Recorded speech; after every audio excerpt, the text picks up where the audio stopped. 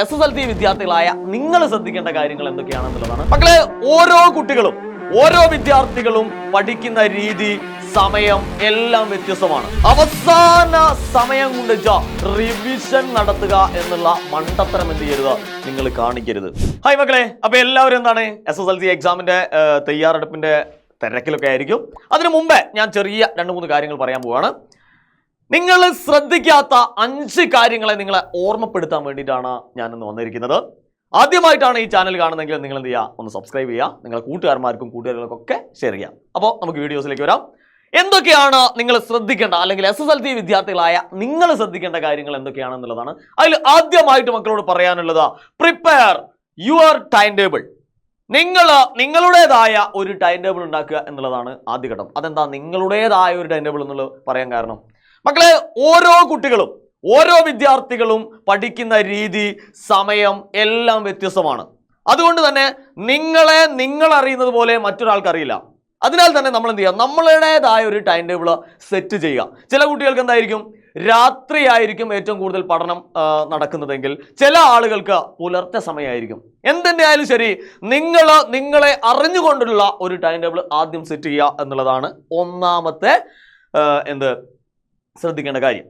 രണ്ടാമതായിട്ട് വരുന്നത്, നിങ്ങൾ ശ്രദ്ധിച്ചു കഴിഞ്ഞാൽ അറിയാം, do not leave revision for the last moment. അവസാന സമയം കൊണ്ട് റിവിഷൻ നടത്തുക എന്നുള്ള മണ്ടത്തരം എന്ത് ചെയ്യരുത്, നിങ്ങൾ കാണിക്കരുത്. പല കുട്ടികളും എന്താണ്, അവസാനത്തെ തലേ ദിവസം നോക്കാം എന്ന് വിചാരിച്ച് എന്തായിരിക്കും ഈ കാര്യങ്ങളൊക്കെ അവസാന ദിവസത്തേക്ക് കൊണ്ടുവെക്കും. ഒരിക്കലും ചെയ്യാൻ പാടില്ല.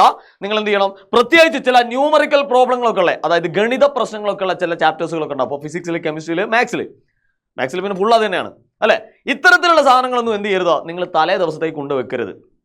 അപ്പോൾ നിങ്ങൾ കൃത്യമായിട്ട് ഇങ്ങനെയുള്ള ലോജിക്കലുമായിട്ടുള്ള സാധനങ്ങളും അതുകൊണ്ട് തന്നെ ന്യൂമറിക്കൽ പ്രോബ്ലങ്ങൾ എന്ത് ചെയ്യുക, നിങ്ങൾ ഈ അവസാന നിമിഷത്തേക്ക് കൊണ്ടുവയ്ക്കാതിരിക്കുക. കൃത്യമായ ഇടവേളയിൽ ഇത് റിവിഷൻ നടത്തുക. പരമാവധി തലേ ദിവസം നിങ്ങൾ എന്ത് ചെയ്യാതിരിക്കുക, എല്ലാം കൂടി ചറപറ റിവൈസ് ചെയ്യുന്നത് ഒഴിവാക്കുക എന്നുള്ളതാണ്. അടുത്തതായിട്ട്, give proper attention on every subject. എല്ലാ സബ്ജക്റ്റിനും എന്ത് ചെയ്യുക, തുല്യ പ്രാധാന്യം കൊടുക്കുക. എല്ലാ സബ്ജക്റ്റിനും നമുക്ക് ജയിച്ചേ പറ്റൂ അല്ലേ. ചില ആളുകൾ ചില സമയത്ത് സയൻസിന് കൂടുതൽ സമയം കൊടുക്കും. അപ്പോൾ ചിലപ്പോൾ ലാംഗ്വേജ് എന്തായിരിക്കും, പ്രശ്നമായിരിക്കും. ചിലപ്പോൾ ലാംഗ്വേജിന് കൂടുതൽ സമയം കൊടുക്കും, സയൻസ് സബ്ജക്റ്റിന് പ്രശ്നമായിരിക്കും. അപ്പോൾ എന്ത് ചെയ്യണം, ഇങ്ങനെ ഒരു അവസ്ഥ ഉണ്ടായിരുന്നേ. എല്ലാത്തിനും തുല്യമായ പ്രാധാന്യം കൊടുത്തുകൊണ്ട് മക്കൾ എന്ത് ചെയ്യുക, അതിനെ പഠിക്കാനുള്ള ശ്രമം നടത്തുക എന്നുള്ളതാണ് നിങ്ങളോട് പറയാനുള്ളത്. സ്ലീപ്പ് വെൽ, അത് പിന്നെ പ്രത്യേകം പറയേണ്ട കാര്യമില്ല എന്ന് തോന്നുന്നു. നന്നായിട്ട് ഉറങ്ങുക. ഉറങ്ങിക്കൊണ്ട് പരീക്ഷ ജയിക്കുക എന്നുള്ളതാണ് നമ്മൾ ആദ്യമായിട്ട് ആലോചിക്കേണ്ട കാര്യം. ഏതൊരു കാര്യവും കൃത്യമായ സമയത്ത് കൃത്യതയോടെ ഓർക്കാൻ ഉറക്കം നല്ലതാണ്. ഒരു കാര്യം മക്കൾ മനസ്സിലാക്കുക, ഉറക്കത്തിന് പകരം ഇന്നവരെ മറ്റൊരു സാധനം എന്താണ് ശാസ്ത്രലോകം കണ്ടുപിടിച്ചിട്ടില്ല. ഉറക്കത്തിന് തുല്യം ഉറക്കം മാത്രം. റെഡി. അടുത്തതായിട്ട് മക്കളോട് പറയാനുള്ളത്, ബ്രേക്സ് ആർ നെസസറി അല്ലേ. ശരിക്ക് നമ്മൾ ഈ പഠനത്തിൻ്റെ ആ ഒരു മുഷിച്ചിലുകളൊക്കെ മാറാൻ വേണ്ടിയിട്ട്, ആ സ്ട്രെസ്സുകളൊക്കെ മാറാൻ വേണ്ടി ഇടയ്ക്ക് ഒന്ന് ബ്രേക്ക് ചെയ്യാം. അപ്പോൾ എപ്പം ബ്രേക്ക് ചെയ്യണം, എത്ര സമയം പഠിക്കണം എന്നുള്ളതൊക്കെ ഞാൻ നിങ്ങൾക്ക് വിട്ടു. ഇനി അതറിയാത്തവരാണെങ്കിൽ അവർക്ക് വേണ്ടിയിട്ട് ഞാനൊരു സ്പെഷ്യൽ റൂൾ ഇവിടെ എഴുതിയിട്ടുണ്ട്. 55+5 റൂൾ എന്നാണ് പറയുക അല്ലേ. 55 മിനിറ്റ് പഠനം, 5 മിനിറ്റ് റെസ്റ്റ്.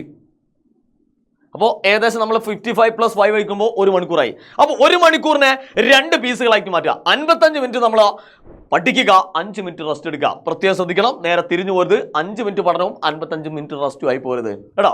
അപ്പോൾ ഈ 55+5 റൂള് നിങ്ങൾ കൃത്യമായിട്ട് ഓർക്കുക.